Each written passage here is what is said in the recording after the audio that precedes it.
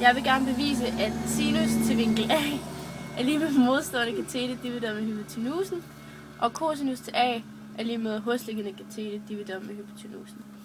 Og man starter med at tegne enhedscirklen, som altid har en radius på 1. Og så tegner man en vilkårlig trekant, retvinklet trekant.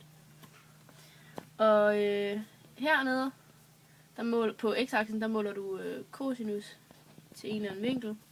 Og på y-aksen, der måler du sinus til en eller anden vinkel.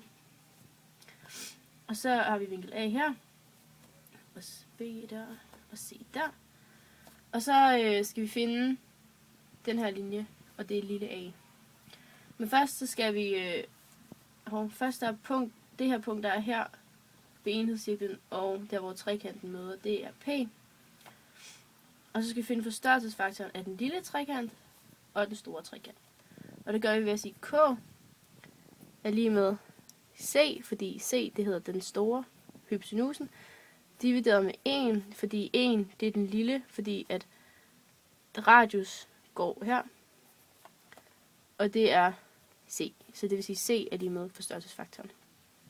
Så for at finde lille a, så siger vi C, hvilket er forstørrelsesfaktoren, gange med sinus til vinkel A, fordi det er vinkel A, vi skal finde. Så dividerer du med C på begge sider for at få sinus til A til at stå alene. Og så hedder det sinus til A er lige med A divideret med C. Og A, det svarer jo så til den her linje, hvilket svarer til den modstående til vinkel A, hvilket var den modstående her, og hyppigheden, det er C, og det er hypotenusen der.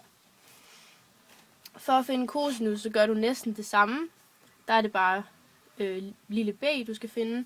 Og man starter igen med at finde k, hvilket var forstørrelsesfaktoren, og det er også c divideret med 1, og det giver c.